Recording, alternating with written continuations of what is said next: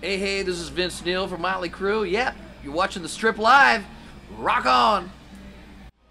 I have the great privilege and honor to be sitting next to rock god, rock legend, Vince Neil, and we're in Las Vegas at Circus Circus at his restaurant and bar called Tatuado, and this is a magnificent room. Thank you so much for being here, Vince. Oh, thanks. And I heard that you actually designed this.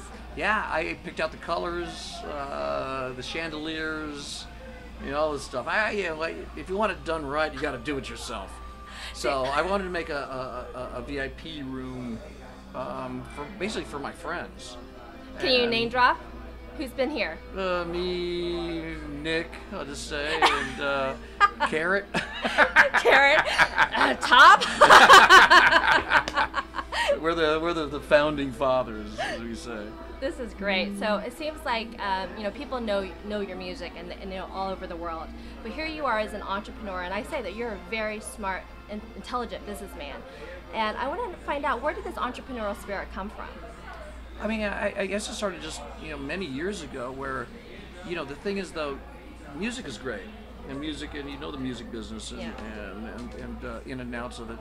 But I started like in wines like maybe 20 years ago, and had part of a vineyard, and we made some great, you know, great Cabernets and some great Syrahs, and it was a lot of fun. But it's cool because you have this idea, and kind of like with being in a band, and to watch it become successful is like, it's so like exhilarating, you know, when you want to be a part of the, like with the wines and the alcohol, the label designs and the names and the colors, and well, like this, right? So we have the tequila and the vodka as well. So yeah, so it's fun to have a concept and actually see it happen. So you like that? Do you like the creative process, or do you like the end result? There never is an end result. You know, because you keep wanting to make it better and better and better and better. So everything is, you know, I think it's just the beginning, and seeing things like coming in here and watching them build the stuff, and the rest of the restaurant, you know, and you know, what should we do here? Well, let's make this like, you know, like the rainbow in Hollywood, and let's do the colors of red and black, and it's just, and then all of a sudden you see it and go, oh, that's cool, you know. So you think there's a future career in interior design? No, absolutely not. No? I do have it's not just me. There's some really creative people that are behind me too, but you come up with a wacky idea and they go, I think we can do that, you know. But this is interesting. So you have this restaurant here at Circus Circus, and then you have another one over at Westgate. Yeah, I have the Tatuado Cantina. It's a Mexican restaurant. And I've been there for I don't know, 6-7 years, something like that. So I want to talk about the expansion. So we walk into Circus Circus, and absolutely amazing, because I look up and it says Vince Neil's Restaurant and Bar this way. So it's your name and saying, hey, Restaurant and Bar is going this direction, but you are expanding right now. Talk to me about that. Well, yeah, we're expanding our footprint here. You know, we had you know, the one bar, when we kind of walk in, and it's the hot rod bar, I call it, but it's a giant bus, and it's, you know, you can watch games and have the bartenders doing the tricks and stuff like that. But then also now have the bar that's adjacent to the sports book, and I'm going to make that into the Las Vegas Outlaws, the football team, which I own, and make that, because we start out next season, that's going to be the team bar. So let's talk about the Las Vegas Outlaws. You've actually purchased the arena football team, bringing here to Las Vegas. Well, how did that come about? Well, I was awarded the rights to the franchise here. Right now, I'm a minority owner of the Jacksonville Sharks arena football team, and I asked them for Las Vegas, and you have to go through all the owners of all the teams, and they have to okay you. Seriously? And then so they all okayed me to be the new owner of the Las Vegas franchise. You know, and you know, Vegas is a great sports town, but we don't really have any teams. That's right. You know, I mean, we have the 51s, you know, minor baseball, and then and the same thing with the Wranglers, the minor hockey. But there's no football, and so this town is ready for some football. You know, so I was like thinking names. I'm like, you know, we're Outlaws. Yeah, Outlaws. Okay. You know, I like gold, so I'm like, okay, gold and black. You know, so it's a lot of fun. You know, and we're right now just, you know, in the process of hiring coaches and doing the arenas, and you know. So you're gonna be at all the tryouts and the camps and all that? Are you gonna be doing? I'm gonna try to. Really? I'm gonna try to be as much stuff as I can, but you know, I still have to. Mötley Crüe is still my. Yeah, you're still on tour, and you job. have your restaurants and everything else. Yeah. But you know, I have a guy, a partner that's gonna run the football side of it. You know, like I can't hire a coach. I have no idea. I'm a football fan. I just don't know if this guy's good or not. But so. It's a fun process. It really is. And plus, you know, LA has KISS. It was I was going to ask you about that. Their first season was this season, and it was funny because us as Jacksonville, our last game of the season was against KISS, and we beat the crap out of them. Take that, Gene Simmons. That's right.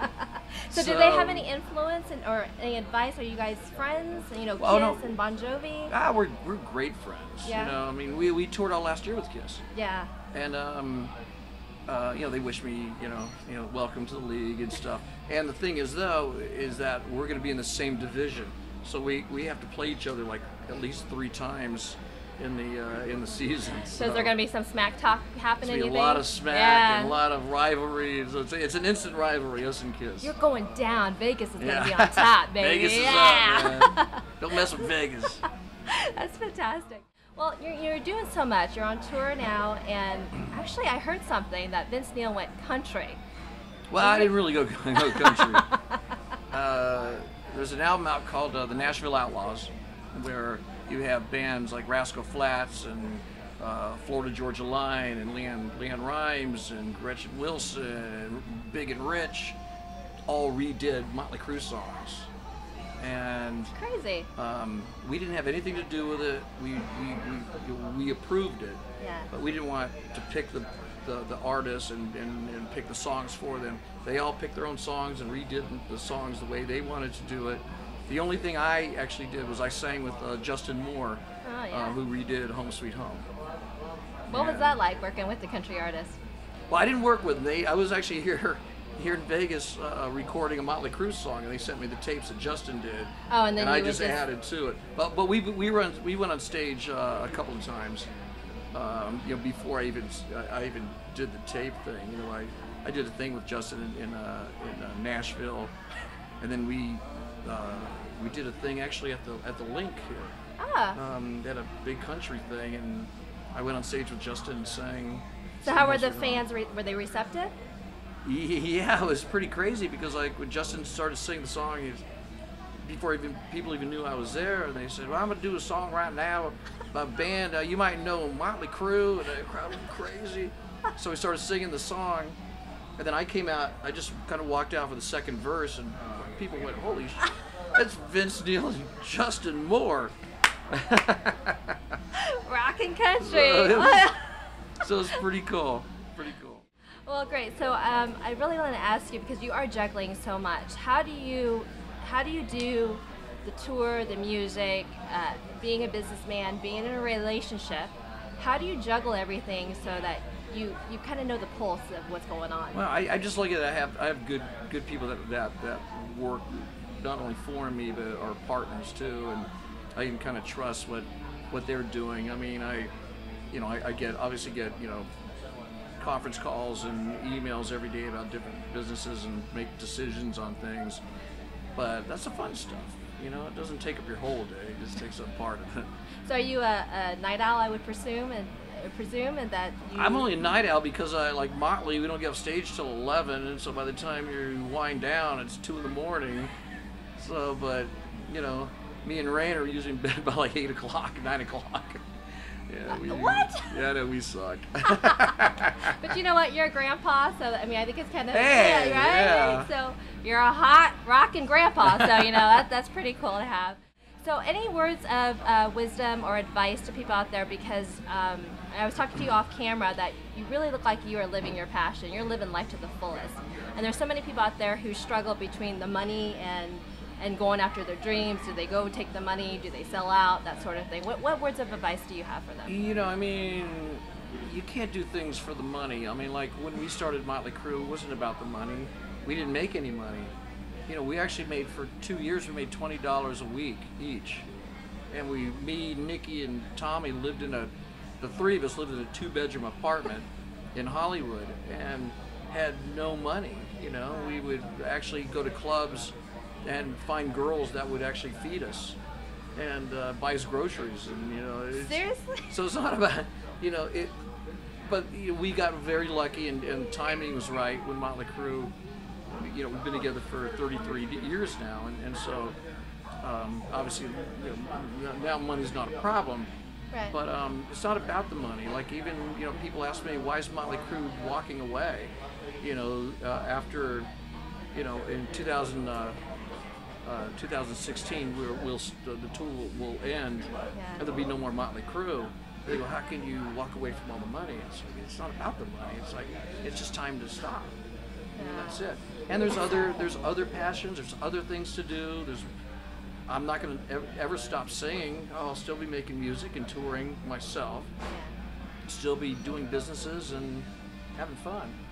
Right on. Final thing I want to ask you is, we got iHeartRadio coming up. Mötley Crüe is going to be performing. Yeah. Anything that you could share with us about that? It's going to be, whoever's going on after us is going to go, why am I here?